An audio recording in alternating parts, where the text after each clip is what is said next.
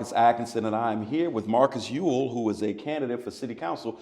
Marcus, it's great to be here with you Good today. to be here with you as well. All right. So, Marcus, when I think about your background, and we'll unpack that here shortly, I know that you went to college here and you decided to make Erie your home. When I think about that model, I think of two of the strongest community servants that Erie has known, one being Ben Wiley, who is arguably the icon of Erie, and the other is one of the icons of City Council, Mel Witherspoon. Why have you decided to, one, make Erie your home even after college, and two, run for City Council? Well, I believe that Erie is a very livable city. I believe that this is a place where you can grow. You can make this a jumping off point for your future and for success. I stayed because I believed that I could create a life better than the one I left at home. The place I grew up in. When you talk about why I'm running for City Council, I'm running because not only do I believe that I can create a better life for myself, but I believe that I can be a part of creating a better life for others by giving back through the service of City Council. I think that there are a lot of things that we can do on City Council and as a City Councilman to promulgate policy that will create change positively for young and old here in this city. So this is a warm, family-oriented city, and Erie seems to have really opened its arms and embraced you for the time that you've been here. Have you found that to be the case? Oh, absolutely. I often say that some of the best people I know live in this city. Erie seems to be a northern city with some southern charm. And so like some good cooks here, some very hospitable people here, and I have grown to love it. And the people that have become friends have also evolved into family. So I want to touch on a couple of bullet points from some of your campaign paraphernalia here. The first one is investment. I know that small business is an area that everyone is kind of talking about right now. We certainly want to introduce new players to the economy and strengthen Erie's economy. We can't survive on just the large landmark organizations that we all depend upon. Yeah. Give us your outlook on Erie in terms of being an entrepreneur goes. Well, I believe that everyone should have an opportunity to succeed, whether that's working in one of those landmark organizations that have been mainstays and large employers here in Erie, but also there are a lot of creative and innovative thinkers here in Erie, some of which are operating at grassroots levels in their homes. We've got to begin to find ways to bring them out into the community that they can serve the larger community. And as we allow them to provide services on that level, they will also help us grow economically locally here in Erie. And so from your vantage point, how do you plan on making yourself aware of some of these grassroots efforts? Because some of these people in the community are known from people maybe directly in their neighborhoods, but aren't known to the greater community. What's your method of trying to connect to these small business owners and even those that are aspiring to be entrepreneurs? I think that a lot of times it's a term that's used, it's called listening tours, something that people often aspire to do but don't necessarily get to. But I would do a series of listening tours with established grassroots and aspiring entrepreneurs in the city to find out what we can do, what are their needs, what are their aspirations, how can we help them come into a larger atmosphere and a larger circle as an entrepreneur here in the city, and then take those ideas, aspirations, and those needs back to City Council and create policies that can help push them into service to the larger community. Excellent. When I look at numbers for entrepreneurship, more often than not, you see people in the margins or minority groups. At the top of that list is normally women. But in Erie, new Americans, African Americans, many of these marginalized groups are trying to gain their own footing in the business community. In that, they're setting up shops in the neighborhoods, right? These grassroots area. In general, they aren't going out to the suburbs. That speaks to the inclusiveness of the neighborhoods. And so I noticed on your platform where you point out focusing on safe neighborhoods and public spaces. Give us your outlook on the importance of input from those same marginalized groups as we develop these safe neighborhoods and public spaces. Well, I think that they live there, or I shouldn't say we live there. And so by understanding what they're seeing, what they're feeling, what they are assessing the needs as, I think it's important for us to take those voices, take those ideas, and implement them again into policies that can create places where they can thrive, live, grow, work and play, raise a family, and create businesses that will ultimately create jobs that will grow our economy and that will give us these thriving, vibrant neighborhoods. And so let's talk about the dangers of not doing that. I want to use a real life example that if you've been in Erie for any notable amount of time, you understand that Erie Refocus, Charles Bucky's plan is something that even the previous administration kind of used as a roadmap forward on how do we build up the community. This administration has kind of taken that book as well, and they're building around it. What many fear is, okay, what does it look like for you to build that without our input? Talk about the dangers of Erie moving forward to reinvent itself without adequate input and representation from everyday people who live in these neighborhoods. Right. That is why I'm saying that we need to make sure that we're getting these voices and we're being inclusive of every perspective so that we can have balanced development.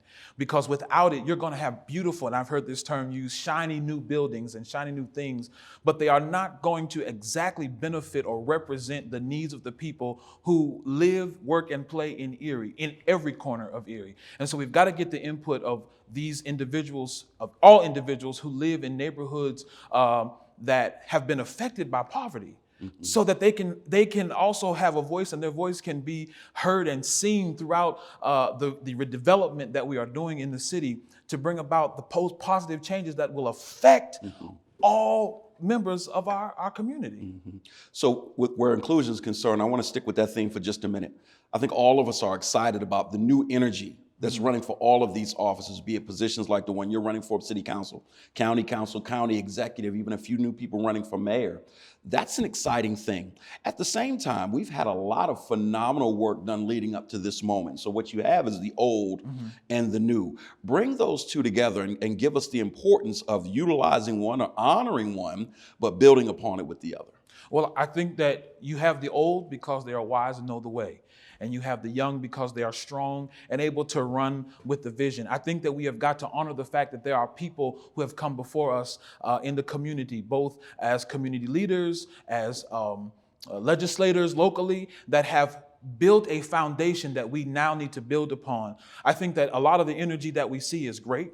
I think that there are people that are really now trying to get involved and make a real positive difference in Erie, not excluding the work that's been done, but saying there's more that we can do. And I think that we need to realize and working together is the only way to get there. Unity will bring about the most positive changes that we need, that every perspective, that every thought, every idea, whether it be old or new, can be used to revitalize, reshape, rebuild, and restore hope in this city. And so with the old and the new, I think one of the areas in Erie that accentuates that best is when it comes to neighborhood revitalization. You have a lot of new organizations that are springing up in order to deal with reshaping these neighborhoods. But there are a lot of traditional organizations like these neighborhood centers, Absolutely. you pointed out in a past interview, that have already been doing the work, and it's important that the city comes alongside of those organizations. Speak to that a little bit, please. Well, I think that we in Erie have a rich history of resources and social services and the bridge building through community organizations like the community centers. And I think that in some recent years, we have lost support for those, but yet they have remained strong. When you look at the MCIC and the work that it is doing, I think that we need to, as a city, invest in the initiatives and the work that they are doing. I mean, when you talk about the fact that they have improved 20 homes, that they've bought 15 vacant lots, that they have 8 grants for home improvement, there is a lot of work that is being put into our community through revitalization, through their efforts, and it needs to be honored, but not just honored, it needs to be funded by policy and funds. We need to fuel that work of revitalizing the areas that are most important in this city. So thank you for bringing that up, because I think that's a wonderful example that a multicultural investment coalition comprised of the King Center, the Booker T. Washington Center, and UECDC, great example of these agencies that have existed for a long time to serve their communities, reinventing themselves, keeping their autonomy, but coming together to meet the needs of today. Wonderful example. And for the record, I think the Eagles Nest is doing a lot of the exact same thing. Absolutely. Yeah, doing a great job of helping to revitalize the East Side, but not only that, making an investment in youth, making sure that they are getting the education that is most necessary, giving opportunities for recreation. I think Bishop Brock and Eagles Nest is doing an exemplary job as to what we should and could be doing on a larger scale throughout our city. Diversity, equity, and inclusion. the county declared this or racism to be a public health crisis, right? Which is a good thing. When you think about diversity, equity, inclusion, people get lost a little bit in these terms because they're becoming these innocuous, generic terms that people just throw around. What should that look like from the perspective of the city and City Hall? Because you're going into legislating taxpayer dollars, right? What should true diversity look like for our city and for the decision-making positions in our city as well? Well, as you said, we're talking about leadership, which is ultimately decision making. And I think that it is important for us to first have a handle on understanding our role as decision makers for the people. That we've got to make sure that we are engrafting every perspective. And so that when we make decisions and that when we create policies, it doesn't hurt them, but it benefits them. I think when we talk about inclusion, equity, and diversity, it's not just one particular group or one particular race, but it is all races. It is all people. It is taking the effects of COVID-19 and how it has ravaged the African-American community in many places and making sure that we are giving equitable relief and help to those efforts to give relief to people who have been affected by COVID-19. It is understanding that, as the new American and immigrant population grows, we've got to make sure that we are doing all that we can to engraft them into our society and help them understand and realize their dreams right here in Erie in becoming business owners, homeowners, and doing the same thing for our Latino brothers and sisters as well that live in our communities. We've got to make sure that we are creating policies that are good for every corner, every person, every family, every student in this city. So one of the traps that politicians have fallen into with all of these different positions, especially these councils, I've met members of county council who don't really venture out into their city, let alone their district, to really see what's going on. I've met members of city council that I never saw in community events, and I'm a person that's at a lot of community events. I've met members of the school board or candidates who never step foot in these schools or don't step foot in these events. I think so many people want the title, but they don't want the work. How will you avoid that pitfall of running, getting elected, but not being connected to the constituency? How will you make sure that there's genuine civic engagement from your standpoint as a candidate and as a representative? Well, I think that you raise a good point that a lot of times we do oftentimes aspire to these positions, but we don't actually do the work. I am committed and committing to doing the work. I am saying that we need to be involved and stay involved by being at everything possible at any event that we are not only invited to, but that we know what's going on being there. I am committing to not even being a part of events and going and listening to the perspectives of people who I don't necessarily, or my ideologies don't align. I was going with, next. Excellent. Align with their thoughts. But I want to make sure that I'm hearing, that I'm listening, and I'm able to adequately respond as a decision maker to make sure that, again, even though I don't agree, I can still say, well, here's another perspective. How can we look at this to bring unity into our community? And lastly, let's talk a bit about the importance of holding our mayor, whoever the mayor is, accountable in a productive way. Why is that important in this role as a city council person? Because, again, we're talking about leadership. We're talking about making sure that we are creating opportunities for everyone. And so we have got to hold each other accountable, but not only holding each other accountable through criticism, but being willing to work together wherever possible, finding common ground to find compromise so that we are benefiting the good of all of our citizens. I think that when you talk about a mayor-council relationship, it has to be one where we are looking for ways to work together and not in silos or divisively. But I also believe that it is important for us to be transparent with one another, open to dialogue, and willing to communicate clearly what our goals and aspirations are so that we can benefit the best possible outcomes for our city. So Marcus, as we close this interview out, give the viewer just a reason why they should vote for you for city council with this upcoming election. So I believe that this election is not about where we're starting, but about where we're going to end. That I believe that in the next 4 years, we can create changes that will resonate over the generations of Erieites that are to be born, that live, and that will come. I believe that if we can come together and work together, we can produce results that will change the trajectory of our city. And I also believe that with your help and with your vote, we can work together to make this a place that we can all be proud of. And I just thank you for the opportunity. I'm so glad to be here and to come to you at this moment.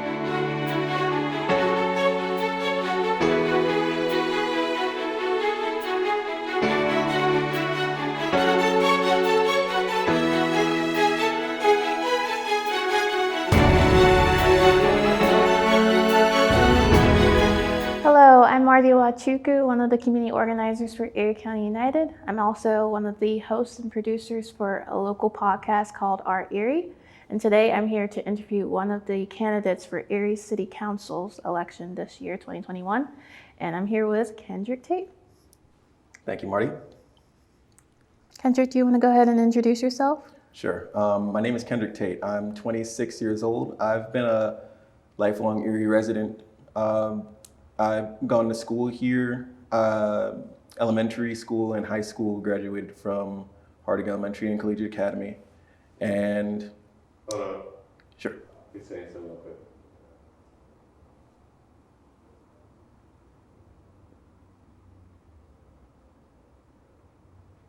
The base of him? Put him. Alright, yeah, but put it away. Oh, alright. So, he said those bases of your mics and stuff, like, are you able to like put those on top of the back of your pants or something like that? Both of us?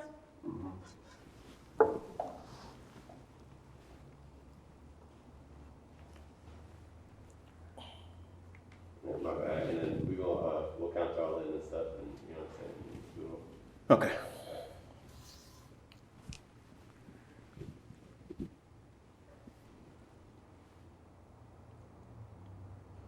Okay, count me in when you're ready. Alright, 5, 4, 3, 2. Hello, I'm Marty Wachuku, one of the community organizers for Erie County United, a local community group. I'm also one of the hosts and producers of a local podcast called Our Erie, and I am here today to talk with local city council candidate for the city of Erie, Kendrick Tate.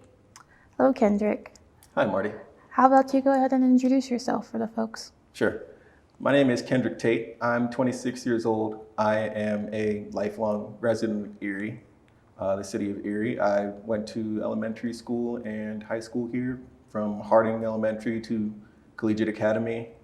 I attended Penn State University, and after I finished school there, I decided to come back and understand exactly what our city has to offer, our young people, our inspired people who stay and want to create a life here.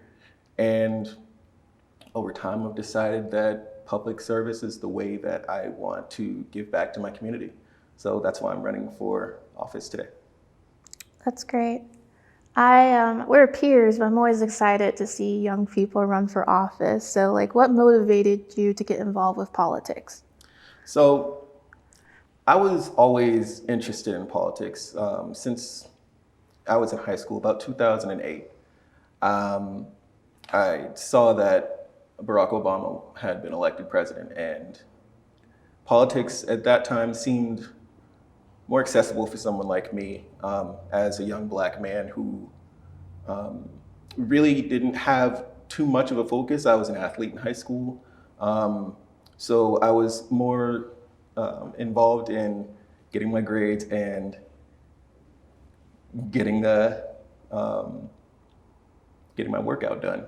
Working with teams and doing everything that I could to collaborate and cooperate with people. And my interest in politics kind of stemmed from all of my work in school.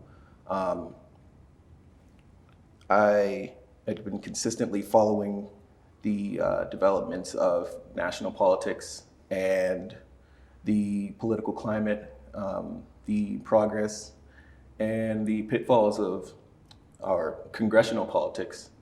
And over the past few years, I've been more attentive to the progressive politics that has started to move our political discussions forward and make our ideologies more active than they have been over years. Describe this like understanding that you're coming to. What have you learned from these experiences that you've been witnessing over the last few years? So my experience since I moved back to Erie has been different. It's been a challenge, honestly. Understanding really the place that I grew up in, not only as a student, as a young boy, but as a man, and trying to establish a career here, establish a life here, and really build something for myself and the people around me to provide for myself and my family. And I've realized that if you don't have the opportunities that I have, if you haven't been accepted into magnet schools or the gifted program or powerful, well-resourced schools like Collegiate Academy, there are obstacles for you, and it's difficult for you to see a positive environment in the city. My environment has been one of optimism, of support from my teachers, from my peers and my family, and they've given me a lot of hope for my future, for whatever is possible for me. But a lot of people in the city haven't had those kinds of opportunities. They haven't been given that kind of environment. And I feel that on city council, I have an obligation to do everything that I can to make sure that our residents, our young people, feel like they have opportunities here. They can see the opportunities that are available to them, and we promote those opportunities to them to make sure that they can survive and thrive in the city instead of being stuck, feeling like this city has nothing to offer them or they have nothing to offer us. Sure. So what is your goal for City Council, given like you want to expand these opportunities and you feel you have an obligation to make these things realized?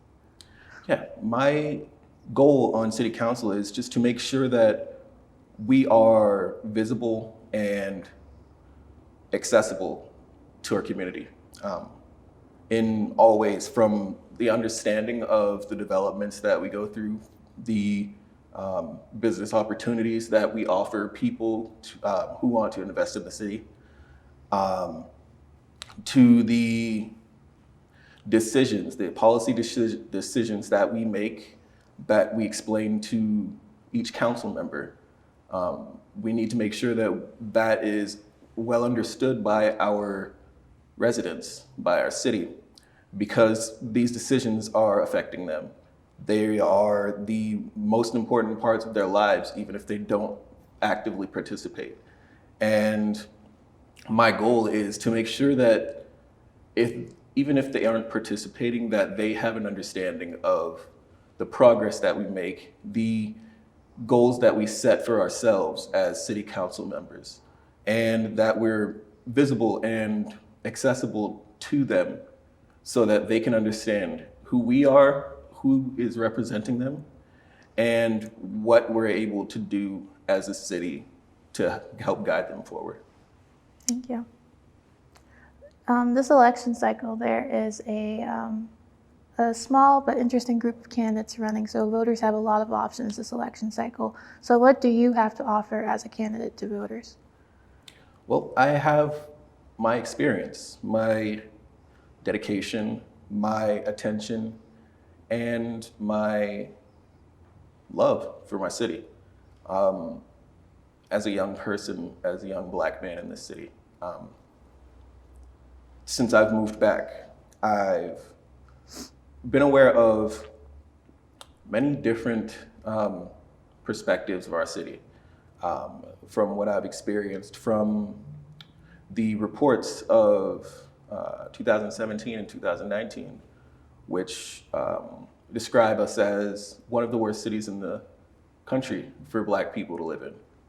For us to have the lowest income in the zip code in the nation.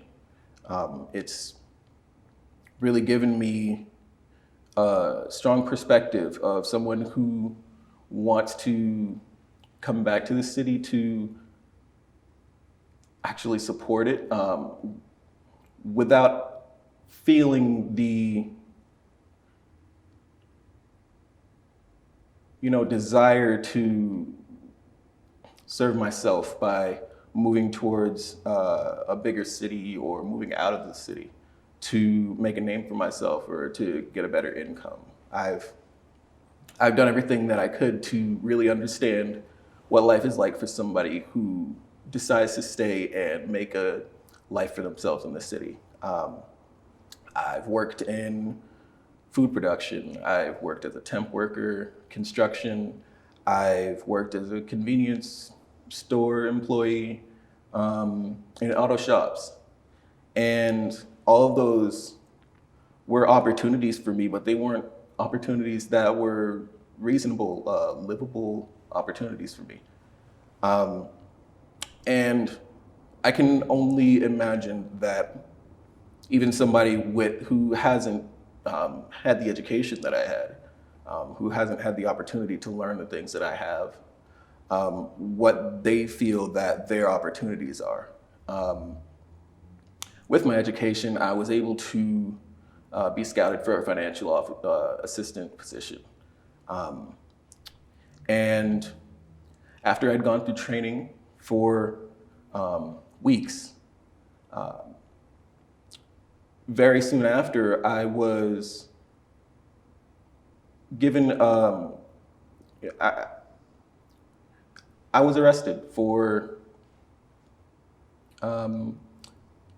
allegedly threatening a convenience store employee with a gun. And of course it was a lie, but that experience did two things for me. It solidified the experience of Black people in this city that really hadn't been well known to me because I had the environment I'd grown up in as someone with supportive teachers, a supportive family who put a lot of worth into the education that I got. And it also motivated me to really develop a culture in this city that gives the proper worth to Black people, to people of color, to our new Americans, to everyone in this city who deserves to be seen as a worthy person, as a human being in this city. Thank you for sharing that experience and being open and vulnerable like that. Absolutely. Is there anything else you would want to say to the viewers today? Yeah, my life here has been unique, I'd say. And it's given me a very powerful idea of what the potential of this city is. Since I was 10, 12 years old, just in elementary school, I was given the ideas of this being dreary Erie or the mistake on the lake.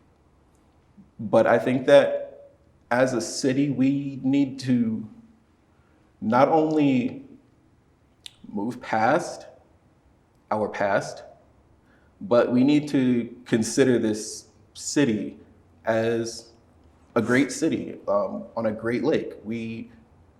Erie is our namesake. Lake Erie has our namesake, and we should have pride in that. We should recognize the benefits that we offer as a city with a lakefront, with a peninsula, with very close-knit communities, who care about the places that they're in. They have pride in their neighborhoods, they have pride in their neighbors, and they want to see this place succeed.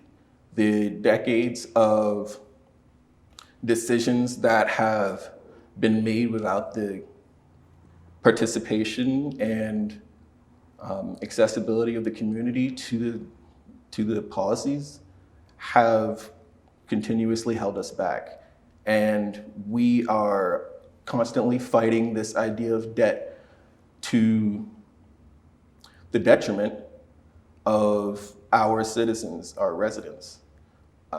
We need to recognize that we are making progress now. We can make progress now, but we have to give our young residents the chance to guide us, to help us adapt to the changes that we need to make.